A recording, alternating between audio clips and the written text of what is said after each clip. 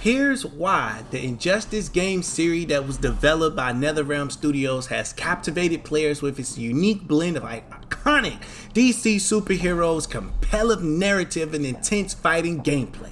Now, Injustice games are wildly popular, we all know that. Having sold well in many weeks and many markets, with Injustice 2 leaving fans craving for more, the anticipation for Injustice 3 is at an all-time high. Now, I want to give a shout out to Victor Rufinus over at the Cosmic Circus for writing this amazing article, and we're getting ready to break this all the way down because it's Injustice, baby. Now, as we know, Injustice 3 is still in development, with the studio deciding to work on it after the release of Mortal Kombat 1. That's not a big surprise, especially since we knew that sooner or later Injustice has to return. So let's take a look at what we could possibly get from Injustice 3. Now, I'm going to start here with the potential story of Injustice 3. Now, the Injustice series is most commonly known for its impressive, emotional, and breathtaking storytelling, right?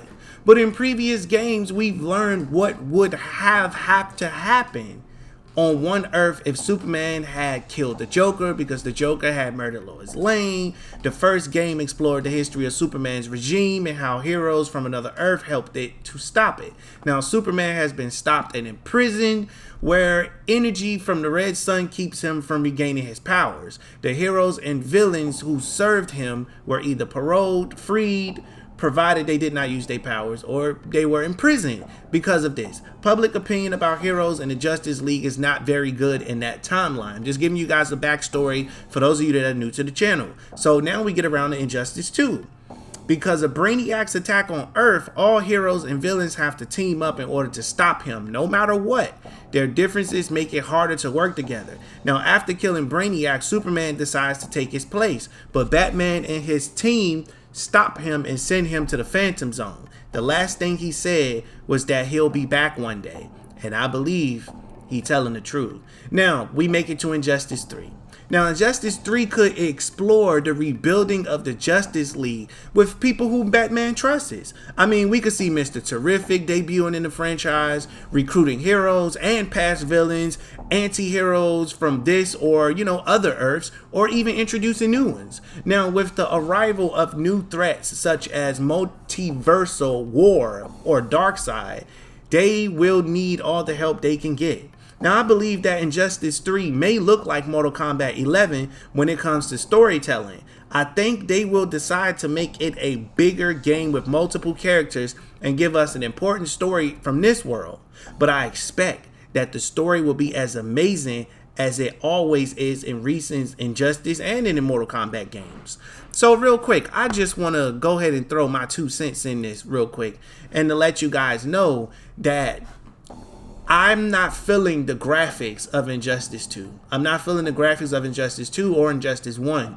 Now, it's understandable because, in my opinion, it did not sell as well as Mortal Kombat did. That's not to say, it's not a good game or it hasn't done right. But I'm excited to see what's going to happen. Now, maybe they'll get the old budget of Mortal Kombat 11 and we'll get some good graphics like that. Or maybe they'll get a Mortal Kombat 1 budget and get some extremely good graphics. But this really is a good opportunity for them to take this game to the next level. So what we're going to be focusing on next, especially here in this article, is reused and enhanced gameplay mechanics. So let's get into it. Now, building upon the core fighting mechanics that define the series, Injustice 3 will likely introduce innovative gameplay features to keep the experience fresh and engaging. The developers could explore new ways to interact with the environment during battles, perhaps allowing for more dynamic interactions and destructible environments, or even implementing what Mortal Kombat 1 used now: cameos. The introduction of evolved super moves and combos along with enhanced animations will contribute to the engaging and challenging natures of battles. It would be interesting to see different team ups. I'm talking heroes and villains for cameos. Like, for example, Batman could team up with Blue Beetle to fight in a more defensive way, Flash with Impulse to fight in a more offensive way, and Superman with Wonder Woman to fight in a mixed style, etc, etc, etc. Now, creating different ways to impress players and allow them to find their own style of play is a difficult task by itself. But that's the beauty of the game. You have to play for hundreds of hours to find your own unique style of play. And when you do, you will feel great satisfaction, especially as much more and more characters have their own iconic techniques, moves, skills, fatalities, and etc. Now, I expect that they'll add a new fighting style, which would be magic. In Injustice 2, only Dr. Fate and Enchantress were fully magical characters. But with expansions and the need to offer more with each new game, some characters will be added, hopefully having magic.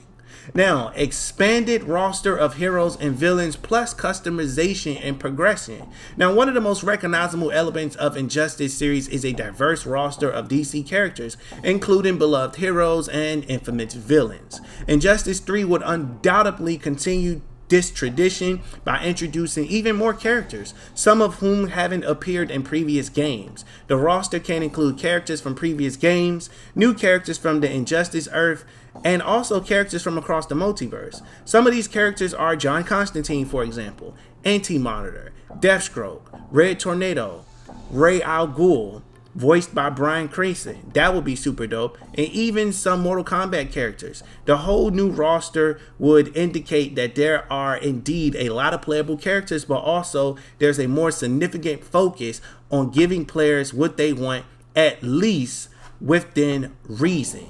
You get what I'm saying? So they have a lot of their work cut out for them, and I'm excited to see what they're going to be able to bring to the table next, because we all know, as in the previous game, we will get upgrades from playable characters. One of the most important ones is ability power. For example, in Injustice 2, when we choose Damian Wayne, aka Robin, we can unlock the ability and skins to give him his red Nightwing look. In Injustice 3, it could be more advanced. Now, we could unlock skins, additional equipment, and colors, but also different movesets, animations, and more. The progression, just as in Mortal Kombat games, would reward us for doing different quests or simply by achieving a higher level of each character.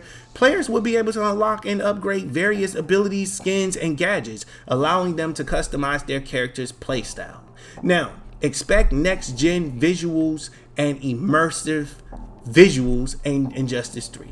With the advancement of gaming technology, Injustice 3 would likely boast stunning visuals, amazing visuals I should say, realistic animations just like Mortal Kombat 1 has right now. The characters' facial expressions and emotions could be more detailed, enhancing the emotional impact of the story. Additionally, the game might make us really happy if they're able to provide what we expect to have provided to us at that point in time.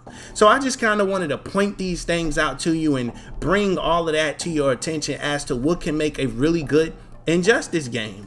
And I think NRS has their work cut out for them. They already mastered Mortal Kombat, which is an original property. That's really good. Shout out to them. That's an original intellectual property. Now, can they do the same thing with Injustice? Injustice is an original property from DC. It's not from NRS. So I'm excited to see if they can really take this and do what needs to be done with it. Now, I have Injustice 2. I haven't played it in a while, but I am going to hop back on it at some point. But as far as playing the game, it's a completely different play from Mortal Kombat 11, and happen to hold block to back or hold down the block, in my opinion, it's completely ludicrous. It's stupid. I don't like it.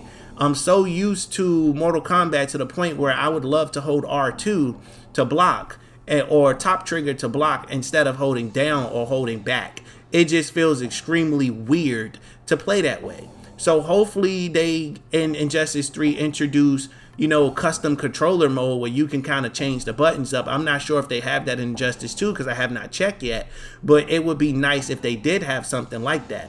Nonetheless, the game is okay, but for me, it just feels weird playing this game. It feels like something is off. Maybe it's the bouncing around on the screen. Maybe it's the double health bar that they have at the top that throws me off when I think I'm about to win, just to find out you have another health bar. I don't know. Maybe they should take the simple route and just copy and paste Mortal Kombat when it comes to the health bar. Now, I know a lot of us want the games to be completely different, and I agree they should be completely different.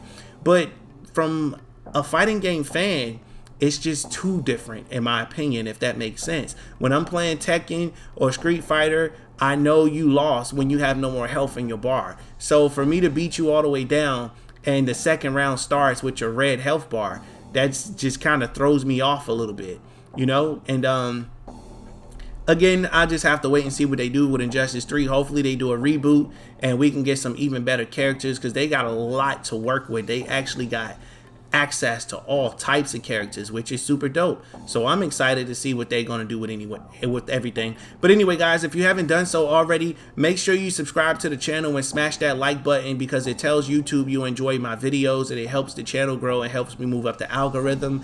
And if you have not done so, make sure that you join my website, thewavereportclub.com. Come join the club. I'm going to be doing giveaways. When you go to my website on your cell phone, it's going to ask you, would you like to install the app? Click yes, install the app, so I can send you push notifications to your phone. When I do a giveaway for a console or a gift card giveaway or something like that, I want to make sure that I can reach you guaranteed, because I don't want to upload a YouTube video and you go, oh man, I was at work, I didn't even know you uploaded, YouTube didn't send me the notification. So go on your mobile device right now, go to thewavereportclub.com. It's going to give you the prop, would you like to install? You're going to hit yes. You're going to join the other communities on there. We do have members on there uploading their favorite pictures. I do got videos coming. I got live stream coming. I got a whole bunch of stuff that's going to be coming, as well as the store will be opening soon, so you can get some of that Wave Report merchandise, as well as I have a gaming business venture that I'm going to be announcing soon. It's almost done, and I just kind of want to drop it on y'all heads like boom, because I don't want nobody to steal my idea. I'm not talking about y'all, but I'm talking about other YouTubers. But it's almost done, so keep that in mind. But if you're watching this video for the first time, make sure you smash that subscribe button and turn on post notifications, as this is your brand new favorite and exclusive place for daily Mortal Kombat content. With that being said, guys, I truly appreciate you guys tuning in, and I will catch you in the next one. Hit the like button for me. Please hit the like button. Please.